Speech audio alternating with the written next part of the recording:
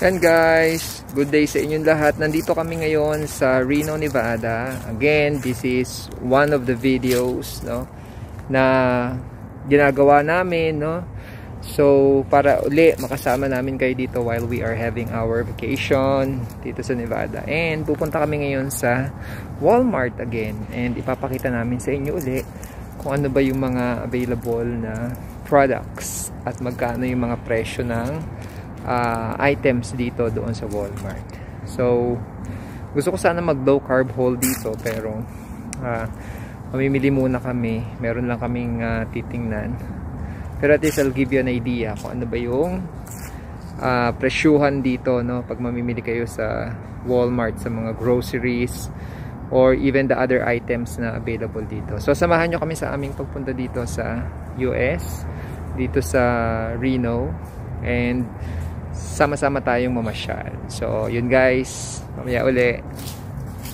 Yan guys, we are here already at the Walmart. Yan. And we are going to fill. I think it's better if you pay the... Later, just gonna pay it later. Okay guys, just a few glimpses. Yung mga ano lang, papakita ko lang. So ito, marami sila ditong mga choices, no, para sa low carb. Yung mga coconut oil nandiyan. Yan. Yung mga virgin coconut oil nandito. Organic and yan, whatever you want. Diyan. And then of course yung mga sugar. Yan, sweeteners natin. Yung stevia, kuha ka.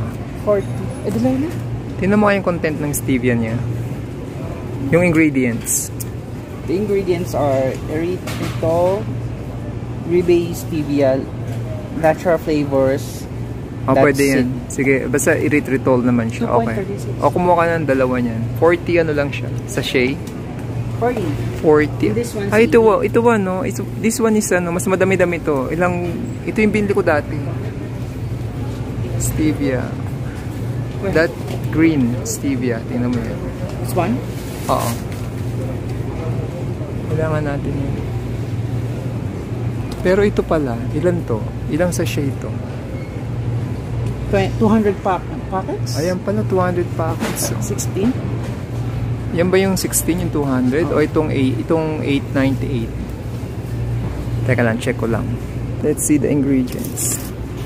Hindi ko mabasa yung ingredients. Basahin mo nga. Sorry. 200 packets. Ito na lang 200 packets. Kasi isa pala is ano. Oh, okay. O hindi na, ito na lang. Mas marami ito. Okay. Yun kasi is ang tawag dun. Parang lumalabas kasi na ano eh. May sugar din siya. So yun na lang. Okay, so yun.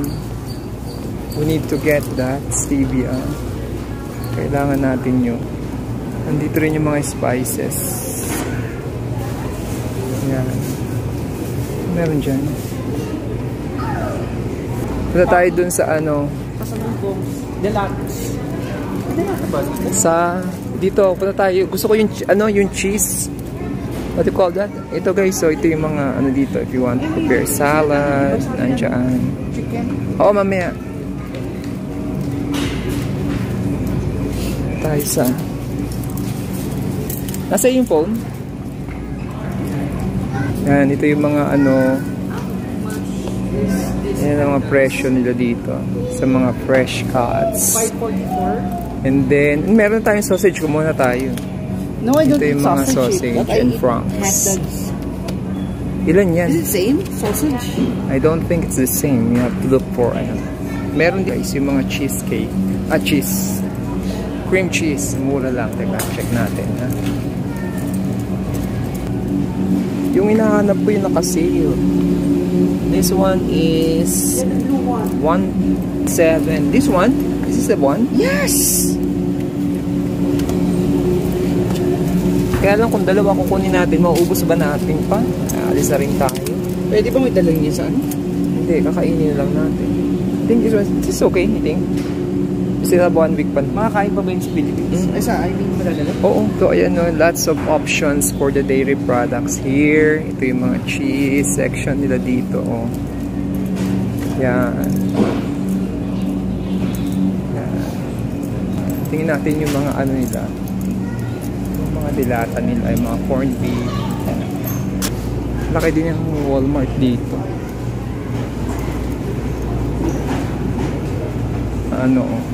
Pastries and breads. Dami dito, grabe.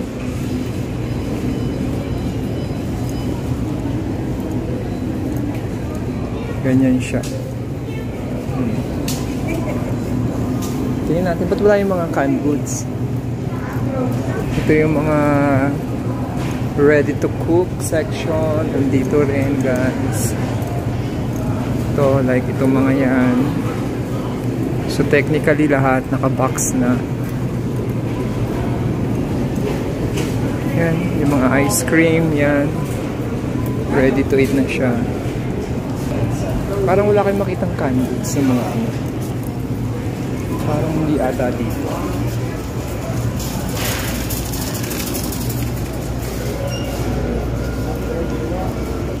Let's check out dito.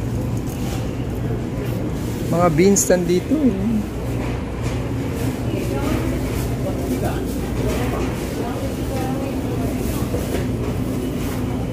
Ito. Ayan, yung mga, kaya lang ito yung binili natin last time, yung merong ano, patatas. Dapat yung ano talaga, yung spam magkano. Anong klase? 12 ounce. This one, 3.90. Tayo dito. So, mamili tayo dito. Parang mas marami pa sa SM Nova. Ayun yung Hereford oh. How much? Nasa magkano lang yun? 200. Ganun din.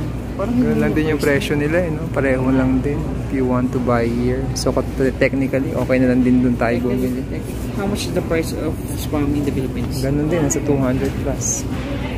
So similar lang din sila halos, no? Kaya nga hindi talaga practical na papadala ka pa ng sobrang dami. Ayan, para lang to give awareness, no? Din sa tao doon sa atin. Pero anyway, titingin lang tayo para at least may mabitbit din kahit konti.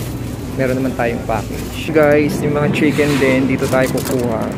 Sa 5, pagkano siya? 5.97. Ito ano to? Rotisserie. O yan, oo. Kumuha ka na yan. Malaki ba yan? O yun? Mas malaki ata yun. Kumalang pepper? Oo. I got some hot. Get the other one. Okay. Lemon. Kain natin mamaya. Kailangan daw ni mother ng lemon. Ito tayo ng lemon.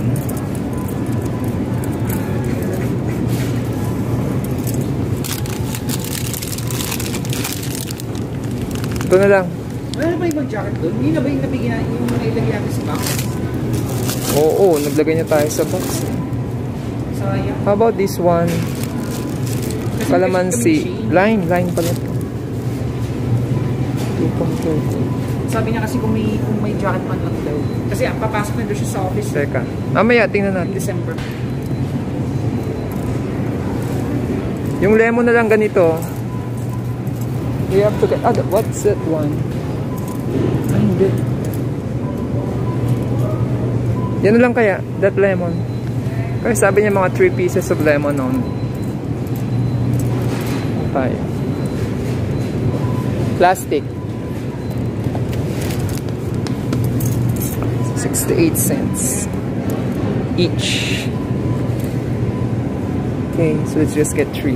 68 cents each. Or kuha na lang tayo nung nandoon. Mas madami-dami.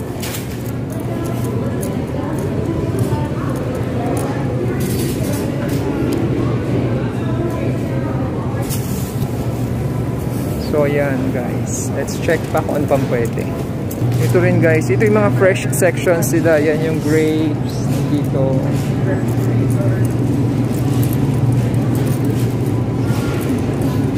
Gulay. Tingin tayo ng gulay. Kangkong. Wala bang kangkong? Spinach.